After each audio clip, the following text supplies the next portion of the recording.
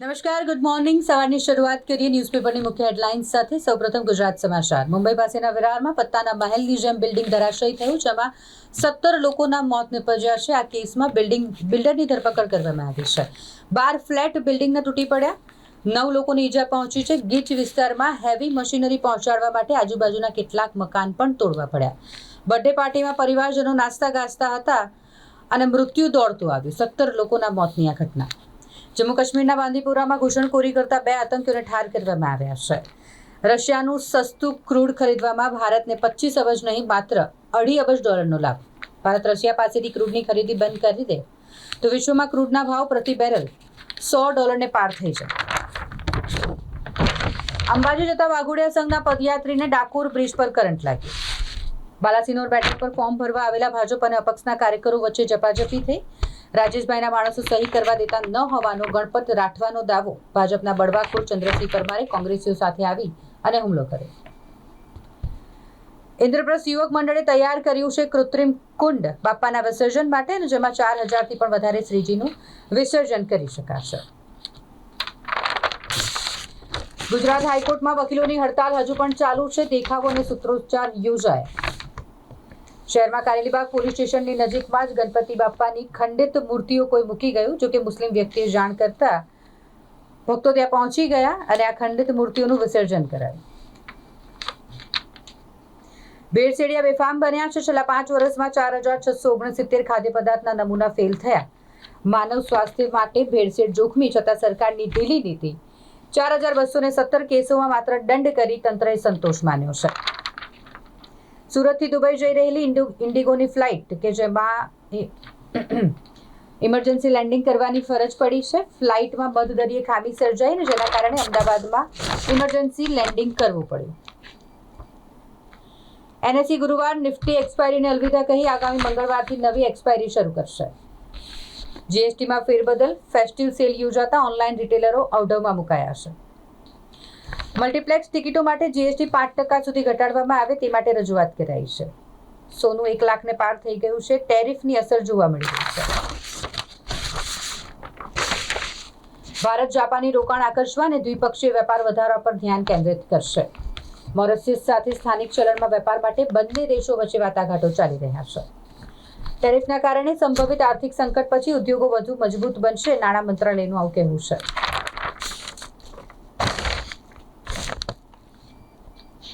PV Sindhu ચીનની world number 2 વાંગને હરાવીને quarter ફાઇનલમાં પહોંચી.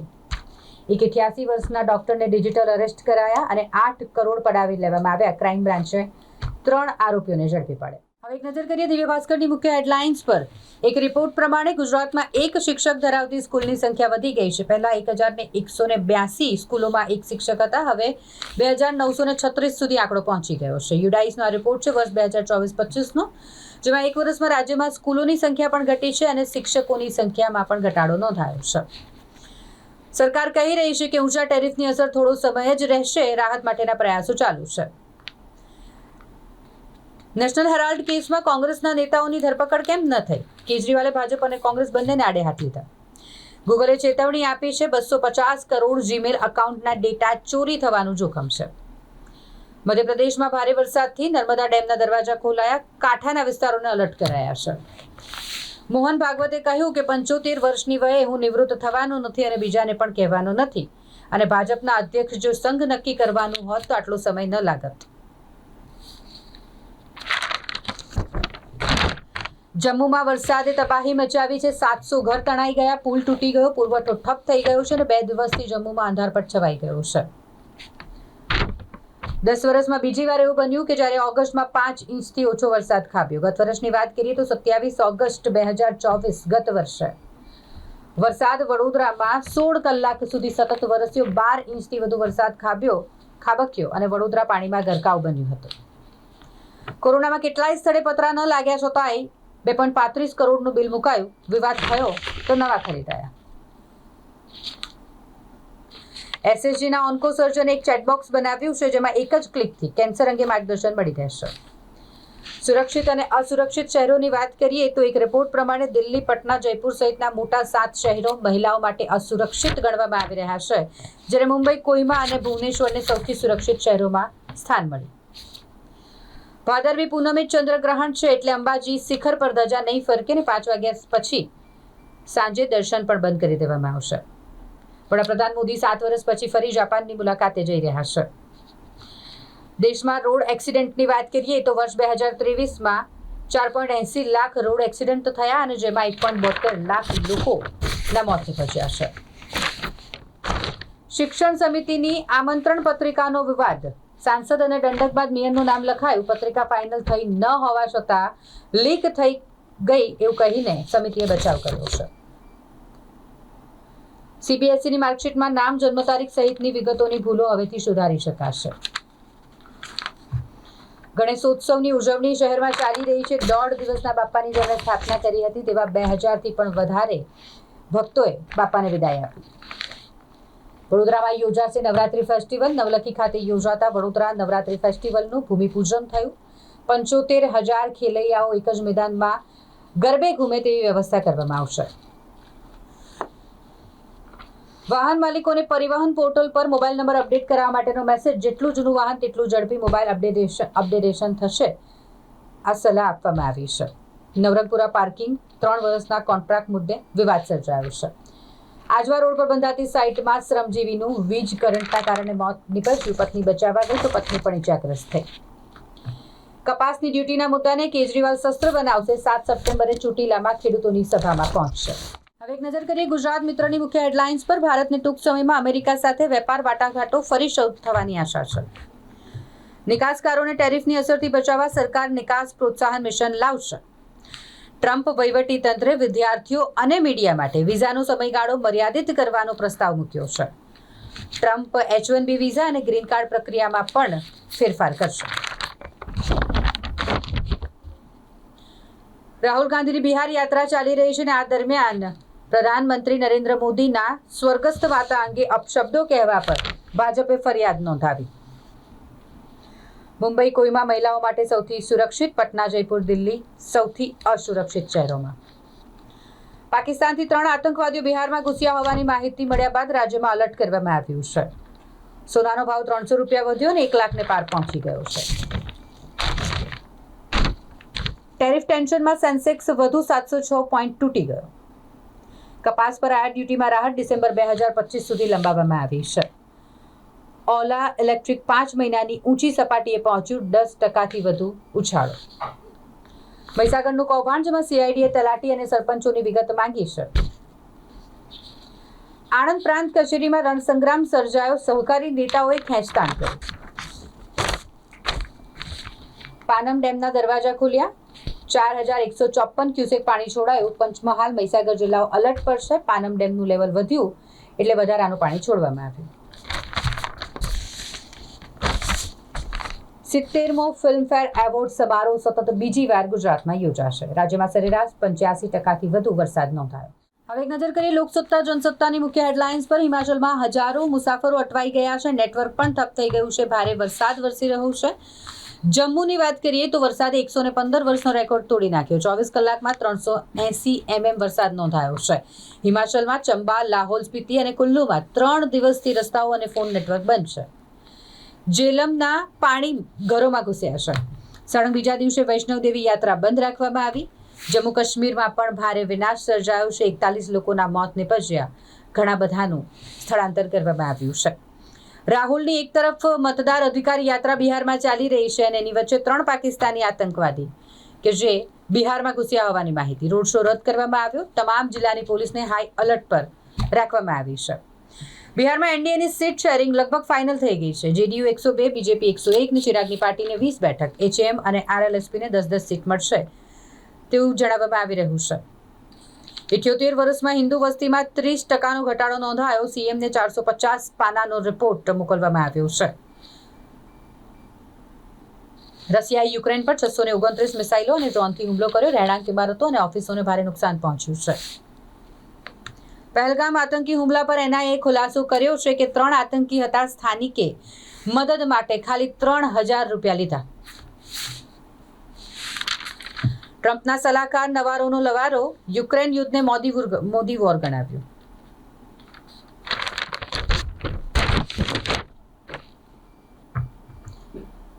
ચડ્ડી બનિયાન ટોળકીની કોપી કરીને ચોરી કરતી ગેંગ ઝડપાઈ છે. સગીર વસ્તામાં જેણે હત્યા કરી હતી તે આરોપી 23 વર્ષે ઝડપાયો. 9,000ની ઉઘરાણીમાં સગીરે પગ પકડી રાખતા 2 યુવકોએ રૂમાલથી ગળે ટૂંપો આપ્યો હતો. છાણીના નર્સરીના મેનેજરની ગળું દબાવીને હત્યા કરી નાખવામાં આવી હતી,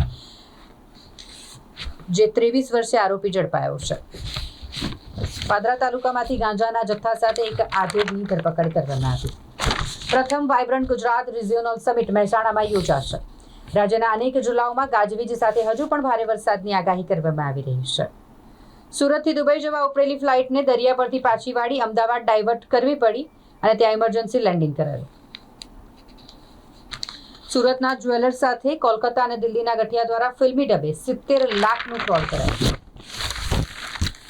વડોદરા પોલીસ 20,000 ખાનગી સીસીટીવીથી શહેર પર નજર રાખશે. શહેર પોલીસના 550 અને મ્યુનિસિપલ કોર્પોરેશનના 950 સીસીટીવી પર ચાપતી નજર છે. ગણેશ વિસર્જન દરમિયાન પોલીસ વિભાગ ખડે પગે રહેશે. હવે એક નજર કરીએ સંદેશની મુખ્ય હેડલાઇન્સ પર. રશિયાનો યુક્રેન પર ભીષણ હુમલો, 15ના મોત નીપજ્યા, 598 ડ્રોન અને 31 મિસાઇલથી એર સ્ટ્રાઇક થઈ. હાઇપરસોનિક કિન્ઝલ મિસાઇલ પણ છોડાઈ.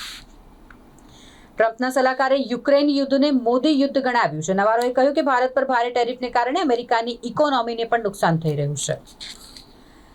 ચીન અને ભારત દેપસાંગ અને ડેમચોકમાં પેટ્રોલિંગના અધિકારો મુદ્દે સંમત થયા. પીએમ મોદી અને સી જિનપિંગ વચ્ચે રવિવારે મહત્વની બેઠક યોજાશે. ભારત નહીં ઝૂકે તો ટ્રમ્પ પણ નહીં ઝૂકે, કેવિન હેસેટની આ નવી ધમકી. વાયુ પ્રદૂષણને કારણે ભારતીયોના આયુષ્યમાં સરેરાશ 3.5 વર્ષનો ઘટાડો થઈ રહ્યો છે.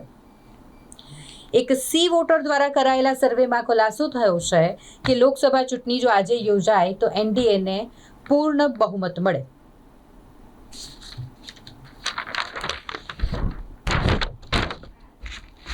શહેરમાં વરસાદી ઝાપટા, વીજ કરંટથી યુવાનનું મોત, 3ને ઈજા પહોંચી છે. શહેરમાં વીએમસીએ 24 લાખનું એવા 7 ટોયલેટ બનાવ્યા, જેમાંના 5 તો બંધ છે. રાજ્ય અને કેન્દ્ર સરકારની ગ્રાન્ટમાંથી 46 પબ્લિક ટોયલેટ બનાવવામાં આવશે. પંચમહાલ, છોટાઉદેપુર અને ભરૂચ જિલ્લામાં સાર્વત્રિક વરસાદ નોંધાયો. જે રીતે વરસાદ વરસી રહ્યો છે તેના કારણે નર્મદા અને મહી નદીનું જળસ્તર વધ્યું. વડોદરાના 74 ગામો પ્રભાવિત થયા. ખરીદી કૌભાંડમાં અધિકારીઓને સસ્પેન્ડ કર્યા, પરંતુ કોન્ટ્રાક્ટરને બ્લેકલિસ્ટ કરવામાં નથી આવ્યો. આટલા ઊંચા ભાવે ખરીદી કરાઈ તો મિકેનિકલ શાખા શું કરતી હતી?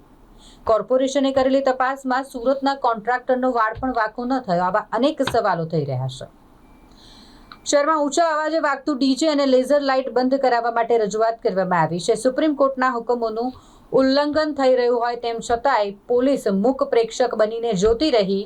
આ અંગે રાજ્યના ડીજીપીને પત્ર લખવામાં આવ્યો છે. નાઇટ્રિક ઓક્સાઇડ થેરાપી શિશુના ફેફસામાં પાણી ભરાઈ જવા સહિતના રોગમાં અકસીર સાબિત થઈ છે. ક્રિકેટ, કબડ્ડી અને ખોખોમાં વડોદરા શહેરના ખેલાડીઓએ મેદાન માર્યું છે. રમતવીરોએ શહેરને સંસ્કારી ઉપરાંત રમત નગરીનું બિરુદ પણ અપાવ્યું.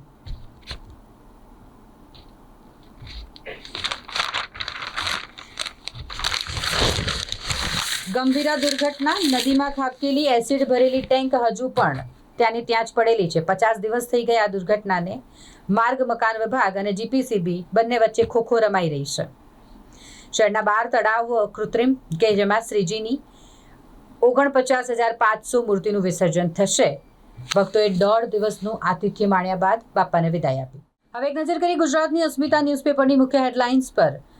મેક્સિકોમાં 5,000થી વધુ કેસો નોંધાયા છે પેરાસાઇટના. મનુષ્યો અને પ્રાણીઓના જીવ લઈ લેતું પેરાસાઇટ ફેલાયું છે. મેક્સિકોના ચિયાપાસમાં 41 વ્યક્તિઓ સંક્રમિત છે. રશિયાએ યુક્રેન પર ફરી હુમલો કર્યો, 14થી પણ વધારે લોકોએ જીવ ગુમાવ્યા. આસામના મુખ્યમંત્રીએ એક નવો નિયમ બનાવ્યો છે કે હવે હિન્દુ સીધા મુસલમાનને જમીન નહીં વેચી શકે. આ નિયમ આસામના મુખ્યમંત્રી દ્વારા એક મોટો નિર્ણય કહી શકાય કે જે લેવામાં આવ્યો છે. કર્ણાટકના મેંગ્લોરમાં દુર્ઘટના થઈ. બસ સ્ટેન્ડ સાથે બસ ટકરાઈ અને 5ના મોત નીપજ્યા. ઠેર ઠેર મેઘ પ્રકોપ બાદ હવે પડશે હાડ થીજવતી ઠંડી. લા નીનાની વ્યાપક અસરની પણ આગાહી કરાઈ છે. વડોદરા ફાયર વિભાગમાં મોડે મોડે તરવૈયાઓની ભરતી પ્રક્રિયા કરવામાં આવી. ગુજરાત કોંગ્રેસ દ્વારા તાલુકા પ્રમુખ અને શહેર પ્રમુખના નામની જાહેરાત કરવામાં આવી. લિસ્ટ બહાર પાડવામાં આવ્યું છે. ચાણી પોલીસમાં નોંધાયેલા હત્યાના કેસનો આરોપી આખરે 23 વર્ષે ઝડપાયો. ઇંગ્લેન્ડના યોર્કશાયરના જંગલમાં આગ ફાટી નીકળ્યા બાદ વિસ્ફોટ પણ થયા. નો પાર્કિંગ ઝોનમાં તંત્રની કાર્યવાહી. ગેરકાયદેસર શેડ અને ઓટલા તોડવાની વડોદરા મહાનગરપાલિકાની ટીમ કાર્યવાહી કરી રહી છે. વડોદરા નવરાત્રી ફેસ્ટિવલમાં આ વર્ષે 75,000 ખેલૈયાઓને એક સાથે ગરબે રમાડવાની તૈયારીઓ શરૂ થઈ ગઈ છે. હાઈ સિક્યુરિટી ઝોન ગણાતી સેન્ટ્રલ જેલમાં મોબાઈલ અને તંબાકુની પડીકીઓ મળી આવી છે. અમદાવાદ વિદ્યાર્થી હત્યાકાંડમાં 7th ડે સ્કૂલનો સંચાલક ઈમેલથી જવાબ રજૂ કરશે. પાર્કિંગ બાબતે એક યુવકે આધેડ તેની પત્ની અને દીકરી પર છરી વડે હુમલો કર્યો. આ ઘટના અમદાવાદથી સામે આવી છે. જજ સંદીપ ભટ્ટની બદલીની ભલામણમાં આજે હાઈકોર્ટના વકીલોની હડતાલ યથાવત છે. મહેસાણામાં એલસીબીએ તબેલાની ઓરડીમાંથી 12 લાખથી વધુનો દારૂનો જથ્થો ઝડપી પાડ્યો છે. તરછોડાયેલા 2 બાળકોને પરત મળી માતાની મમતા. બનાસકાંઠામાં આ ટોપ ઓફ ધી ટાઉન કિસ્સો રહ્યો. જગદાણા ચોકડી પર વિદેશી દારૂની હેરાફેરી કરતું પિકઅપ ડાલુ ઝડપાયું છે.